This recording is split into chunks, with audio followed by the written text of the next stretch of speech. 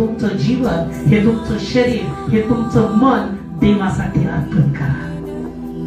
मी एकच गोष्ट तुम्हाला सांगेन, ह्या गोष्टीवरच मी बोलत. नवीन वर्षामध्ये तुम्ही पदार्पण केलेलं आहे.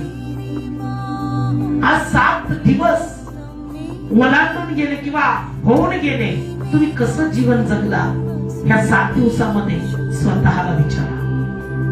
1 मिनिट मी तुम्हाला देतो, विचार.